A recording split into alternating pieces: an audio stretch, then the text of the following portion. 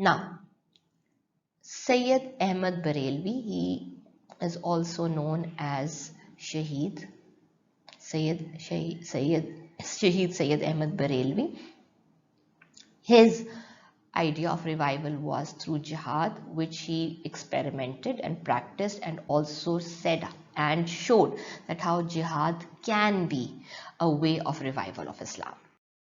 So a little about him, that he was born in Rai Bareli in 1786, few years after the death of Shah Waliullah. He went to Madrasa Rahimia, and he was taught by the sons of Shah Waliullah, where he learnt Quran and where he learnt Hadith as well. Now, after he had finished with his education, he joined the forces of Nawab Amiruddin. He was a Pathan military leader. He was a very well versed in warfare. And then not only he was well versed in his warfare, he was able to uh, teach his army in the better warfare as well, and they were very well versed in the use of the European weaponry, as they said. He had excellent skills. He became a commander, and he also became the leader. His piety was considered again as a practical example. He showed his piety, which made him to lead the prayers as well. He became a religious reference to for the people. And when he comes back in Delhi, that is around 6 to 7 years, he starts to talk about his revival and restoring Islam. And he, because of his expertise in war, and because of his ideology, and because of his concept clearance, that he talked about the oppression on Muslims is causing all the downfalls. So oppression is linked to jihad. So he was talking about his another kind of his reforms which were related to the jihad movement. What did he believe in? He had some very strong beliefs that the freedom of Muslims will only come through armed struggle, which is called as the jihad. And it was not that it will come, we can do jihad in coming like 10 years maybe, or like 15 years. It was an urgent need. It had to be done now, so that all the evils that had corrupted the Islamic society need to come to a immediate end. He knew that we do not have time. The Mughal Empire is declining. By this time, the war of Panipat has been fought. By this time, Siraj-ud-Dawla has been defeated. Now look at the time period as well, which we'll be also talking about in future, but you must have read in your regular history lessons that this is the time period that we are talking about. So he starts his jihad movement. He launches the jihad movement against the Sikh. That is where he starts. And who is the Sikh ruler at that time is Ranjit Singh. He was a very fierce Sikh ruler, and he was based in Lahore. And oppression of the Muslims was growing during his time period. So this Syed Ahmad Shahid Barelvi gathered a very large army, trained them because of his previous training that he had gone from the while he was with the Pathan leader, that he had been accustomed to use the European weaponry. So his army was very well trained as far as the war tactics were concerned. So they fought a lot of the Sikhs and the Mujahideens of Syed Ahmad Barelvi fought for a very long period of time, a couple of years, and then they were victorious as well. He had set up his headquarters in Peshawar earlier, and there he was sending out letters and invites to the people, to the local people, and wherever he moved, he was also preaching. So the element and idea of tabligh was also being introduced at the same time. Tabligh and jihad dono साथ साथ यहाँ पर चल रहे थे. So Mujahideen became a big force, and they started to grow in number, and they had grown as far as 80,000 men. But again, somehow this jihad movement came down to a little failure because of and an external conflict that was being faced. The external conflict was, how was that coming, was becoming of the bribery of Yar Muhammad Khan and his servant. They were bribed by Ranjit Singh, and they opened the defense war front that they were guarding. Usko unhone khula chhod diya, and the Ranjit Singh's army were able to penetrate into and as you can say, attack the forces of Syed Ahmad Barelvi, and they were caught unawares. Not only that, when he moved as a result of this war, he moved his headquarters to Balakot. It was a very it was considered to be a natural fort with 3 sides of mountains and a very difficult terrain to get into.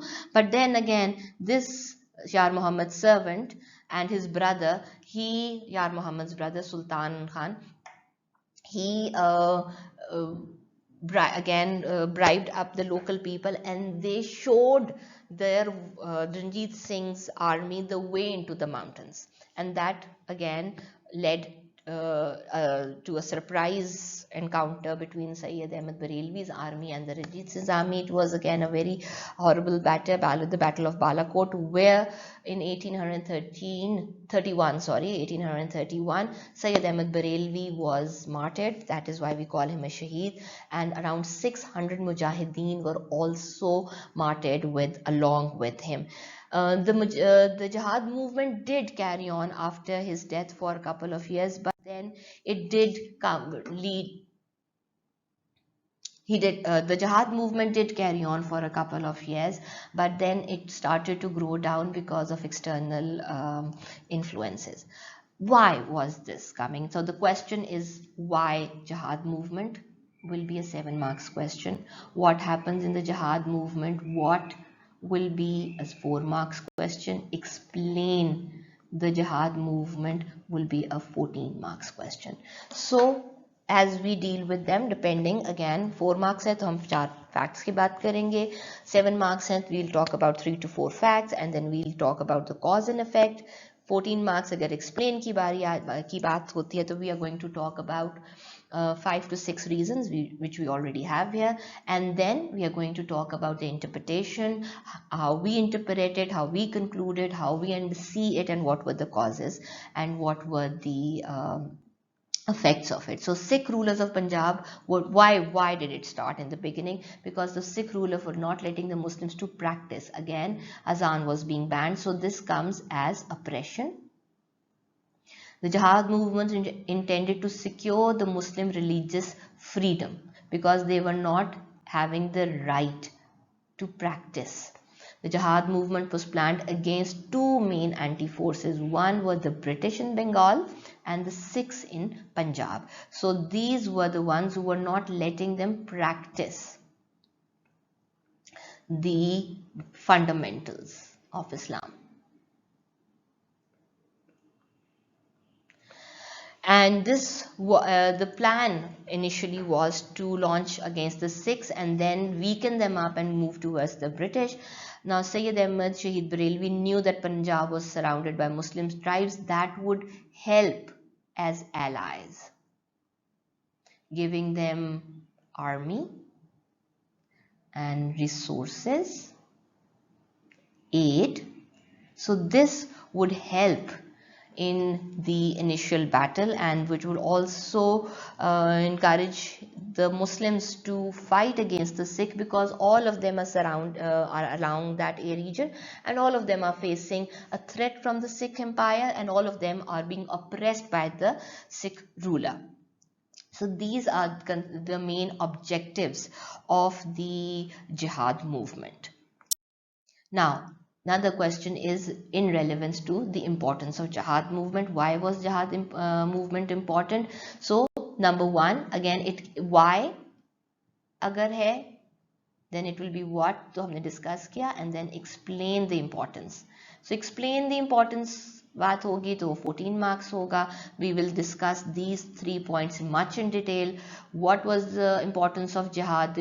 We will talk about these cause and effects के साथ. And why was the jihad important? We will only talk about the facts. So it was a noble cause because it was talking about कि oppression कैसे खत्म हो सकता है. It was a matter of uniting all the Muslims in a chained way, because that was gave them a hope that if we all get together, that will be what will help us to revive our Islam. And then one of the very important reasons, that it was an example for future movements, that yes, if needed, with proper leadership, with proper governance, with a proper motive, with a proper objective, if there is a movement, if there is a collection, the Muslims will get together, and that for defending themselves, for defending their religion, defending their identity. It was like a prelude, it was the beginning, it was like a foundation set that this can happen. So the importance of Jihad movement is considered to be an example for the future movements. To quickly round this up, we will come back. I would want you to talk about a very say.